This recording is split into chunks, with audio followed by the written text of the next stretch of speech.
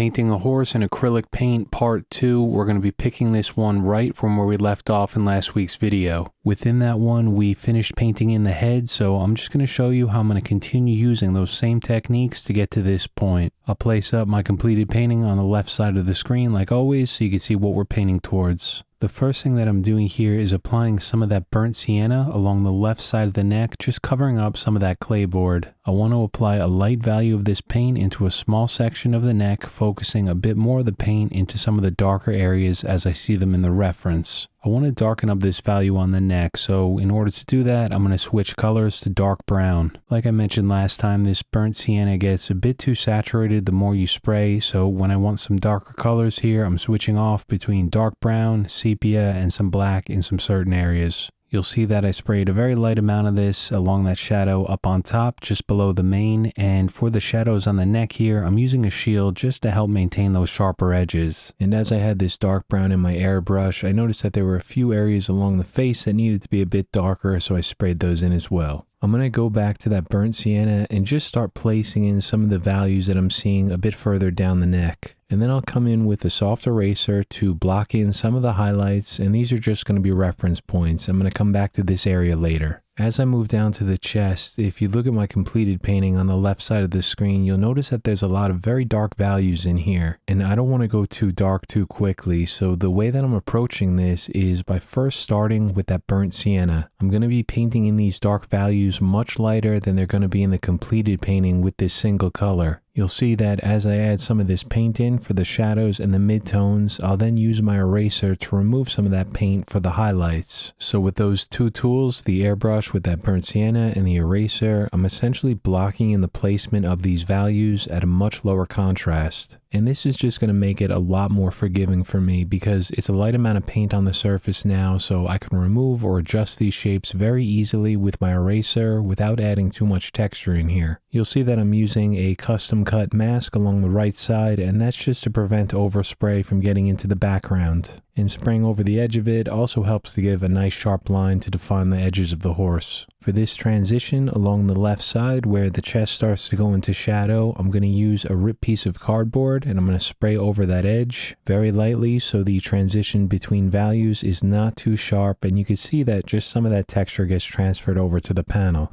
I can work on that edge a little bit more with the soft eraser and pull out some highlights to the right, and then I'll use the airbrush freehand to start filling in some of the surrounding area. I'll use the more aggressive eraser to pull out a few thin lines along that transition point to make it look like some hair in there. I want to say here that at this point I'm not thinking to myself of muscle groups or what I think that this part of the horse is supposed to look like. All I'm actually doing is pretty simple. I'm just paying attention to the abstract shapes of light and dark as well as the transitions between them. And my focus here is on value and the hardness and softness of those transition points. So let me give you an example of that. If I crop out this section of the painting and look at it isolated like this, it really doesn't look like much. It's just some values of burnt sienna with some erased texture. It definitely doesn't look anything like a part of a horse to me. And if you're just starting out in painting or drawing, I think that this is one of the points that scares a lot of people because you're comparing your current work, which of course is a work in progress, to the final painting. And the easiest trap to fall into here is to start rushing so that you can kind of get a glimpse of what the final painting might look like. I know that if I start to rush this process, I'm going to start making careless mistakes and it's just going to be more work for me later on. So just remember that the preliminary stages are just the foundation to a painting or drawing. It might look a bit weird or abstract in some of these earlier stages, but that foundation is there to build on. So let me show you what I mean by that. I'll build on it right now by switching over to the color dark brown and start to darken up some of the shadows within this area. This color is going to do two things for us here. It's obviously going to darken up the values, and it's also going to tame down some of that red, some of that saturation from the burnt sienna. I'll use that shield to block off the overspray from the background of the painting, and now I'm going to work my way down from the top to the bottom. Again, always paying attention to my reference, trying to spot where I'm seeing these dark values, and then lightly apply that paint, going slowly to build up to the final value. I'm also trying to spot where I see some of the highlights in here, and then using a soft soft eraser to lightly remove some paint. Because I am doing a lot of this freehand, overspray is always going to get into some areas that I don't want, which is going to darken them up. So I'll just use that eraser to clean them up again, brighten them back up. I just keep working my way down here, focusing along the right side, making sure that I'm not working on too much, just small sections of the painting so I don't get overwhelmed and I don't start to rush. I'm also going to lightly glaze, meaning apply a thin coat of this dark brown over some parts of the burnt sienna in here to darken them and just help tame down some of that red. Just a reminder that all the paint that I'm using for this horse, not the background, is transparent colors, meaning that if I want them darker, I spray more. So I'm controlling all of my values on the horse, meaning how dark and how light everything is, by how much paint is applied to this panel. When we get to painting in the background like the tree line, I'll show you how I use opaque colors sprayed at 100% to paint in that soft and out of focus look. There's this bright highlight within the center of the chest, so the way that I'm adding that in is using a soft eraser to remove some of this paint. I'll also use a harder eraser for some of the brighter parts.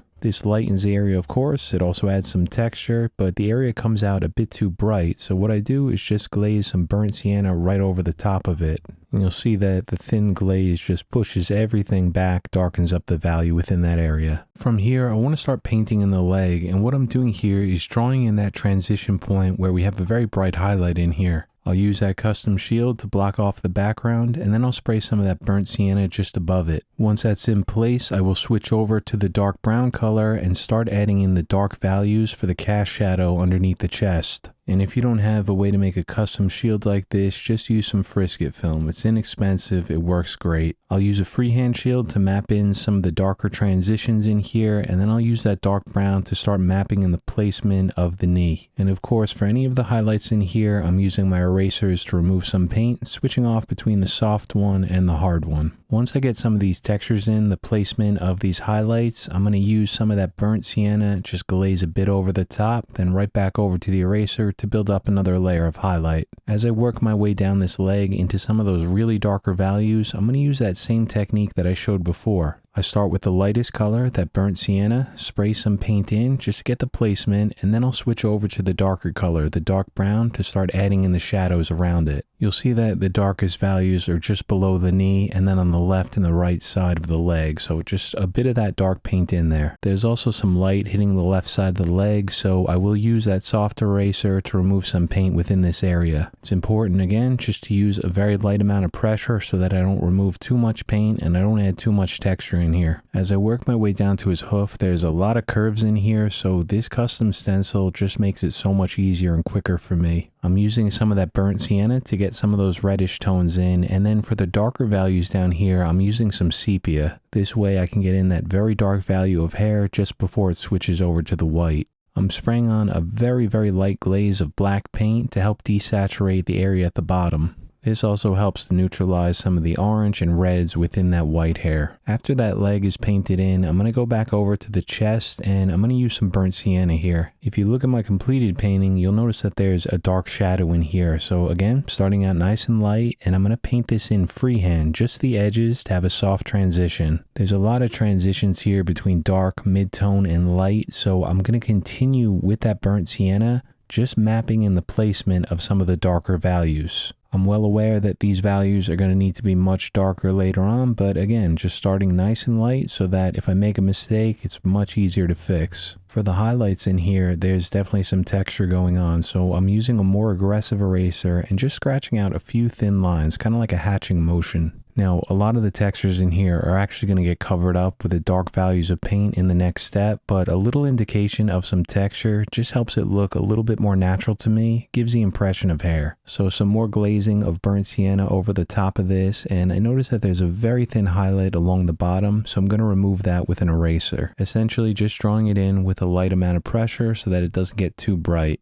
At this point, everything is in place on the left side of the chest, so it's time to switch over to the dark brown and start adding in some of those darker values. Because I already added in the texture and the transition points, I'm just going to spray this in freehand. It's a transparent paint, so I'm not going to lose that detail as long as I don't spray it too dark. Up on the left side, there's a darker shadow here that has a soft transition on the left and right, so I want to make sure to spray that in freehand. And then just below it, it has a sharper edge, so I'll use a piece of cardboard again to spray along the left edge. That helps just sharpen it up. Then back over to that mask to protect the background and lightly glaze some of this dark brown over the whole area to darken everything. So from here, let's start painting in the left leg. I'm going to speed through a fair amount of this because it's the same technique as the one that we just did on the right. I'm using a few freehand shields here, starting out with that burnt sienna just like before, making sure to get the values in nice and light. This way I could start to block in the shapes of where these values need to be. You might notice here that on the right side I sprayed a fair amount of that burnt sienna and you can see how red it gets. That's why I'm not using that color for the darker shadows, so it's no big deal. I could just switch over to that dark brown again and just glaze some of this paint over the top. See, when I do that in a few of the areas here, how it darkens everything and it also neutralizes some of that reddish orange. And that way the shadows just look more natural. They're not too saturated, they're not too red. Throughout this painting, there are some areas that are in very bright highlight, like the one on this right leg. In order to add just a bit of color into these areas, I'm spraying a very, very thin glaze of a transparent orange mixture. I use some orange with a bit of brilliant red into it with a very light amount of ultramarine to help desaturate it. And you'll see that the thin glaze just helps shift the hue within these highlights. But again, just the lightest spray, almost like a dusting of this color into a few of the highlights. If I spray too much, it's just going to be way too saturated in orange. From here, as I work my way down, I don't have a custom shield for this, so I'm just going to use some freehand shields. It's a small area down here, so I can get away with this, and then I can clean up any overspray that gets into the background with my eraser. When I paint in the rock texture at the end of this painting, I'm going to come back to all these lower parts just to help blend them in a little bit more seamlessly. The colors that I'm using down here are sepia and black for some of the cooler hues and burnt sienna for some of the warmer ones. So let's move back up to the body of the horse, and what I want to do here is draw in some of these highlights, and I'm doing that with an aggressive eraser. Light amount of pressure on it, not too much, and I'm just sketching in the shapes that I see. I'll use some black paint and some dark pencils to draw in the hairs on top, but I'm going to come back to this later after I paint in the background. Then I'll continue glazing this burnt sienna over the top as I work my way down to the shoulder. And there's a few value shifts in here, so for any of the darker areas, I just spray a little more. For the highlights, I'm using my soft eraser, just like I showed in last week's video, small circular motions to remove an even value of paint. I'm not looking for texture yet, I'll get to that later on. Just for now, the placement of the lights and darks and midtones. As I work painting in the body of the horse, I'm going to speed through a fair amount of this because it's really the same techniques over and over again. But again, what I'm doing here is what I mentioned earlier in the video, starting with the lightest color first with low contrast. And the reason is it just makes it easier for me. This way I could add in all of my shapes, the correct proportions, and the placement of the values before going with the darker colors. I'm not concerned with any type of detail at this point. We'll get to that later on as I build these up. You may notice that the burnt sienna is starting to look very saturated here, which of course is expected. I'll continue with the eraser, adding in some of the hair texture, and then I'm going to switch over to that dark brown again. I'm very lightly applying a glaze of this color over certain areas in the body that need to be darker. This also helps to reduce some of the saturation of that sienna. Some soft erasing to pull out some of the hair texture, and then I'll continue with this color as I move along to the left. I'll use the custom stencil to mask off the background with this dark brown, and from here there's a very bright highlight along the left side, so I'm using a soft eraser, applying a fair amount of pressure to start pulling this out. The edges might be a bit messy right now, but I'm not concerned. I will clean those up later as I continue painting. Now I just want to point out here that the horse might look a little bit darker in this shot than the last, and that's just because I moved one of my studio lights a bit over to the side. Sometimes when the lights are really bright for recording video, it's kind of hard to see your values accurately, so once in a while I just dim them down a little bit or move them to the side just to help me see everything a little bit clearer. As I paint in some of the softer hair texture, I'm going to slow the video back down to real time so you can see this a bit clearer. I'm erasing in small strokes parallel to one another, but varying the start and stop point of each one of these lines. One thing that I'm trying to avoid doing here is adding in a noticeable pattern, and that's a common thing that we all unconsciously do in our drawings or paintings. So a way that I try to prevent it is just by moving the eraser relatively quickly and trying to add some variety into these strokes. Like I said before, adjusting the start and stop point of each one of these lines. It's not exactly the same, but it's pretty similar to hatching, which is a very common drawing technique. I'll use a light amount of sepia for some of the darker shadows along the bottom, and then I'll use my eraser with a very sharp edge on it, working along the transitions of these highlights, making them softer. And as I continue with my soft erasers here, I want to make sure that I take my time adding the texture into this hair. I'm building up another layer on top of the previous texture layer, and you'll see that it starts to add a slight amount of depth to the hair. It kind of makes it look a little bit fluffier than that overly smooth texture that I had before. It's not that much, it is pretty subtle, but I will continue to build this up as I continue on. And then after I get a fair amount of these in with some different erasers, I'm going to go back over to that dark brown mixture and just spray a very light amount of it into the shadows along the left side here. Again, these are going to be some very subtle transitions. It is a transparent paint, so I want to make sure I spray it very lightly. I know that when I finish the horse, I'm going to come back around and make some adjustments as needed, so it's always better to stay a little bit lighter for now. And so that's where I'm going to finish up this video. The rest of the painting, like the last two legs, are the exact same techniques. I think it would just be me repeating myself over and over. I think you can get a good sense of what I'm doing here. Exact same stuff. And so I really hope that some of these techniques might be helpful to some of you guys out there. Just painting in the actual horse probably took me about 5 to 6 hours over the course of a few days, but I was able to boil it down into about 40 minutes over these past two videos to get to a final painting that looks like this. We still obviously need to paint in the background, but that's going to be in the next video. Before I go, I just want to give a quick shout out and a welcome to the newest channel members. That's Grant, Alexis, Gary C, Dave C, Trina S, D Allen Art, and Rude. Thank you guys all so much and welcome. And thank you Magtor for resubscribing, and to PSI Burr and Washington for the super thanks in the last members video. It's very nice, you guys. Greatly appreciated. Be well everyone. I'll see you back here next Friday.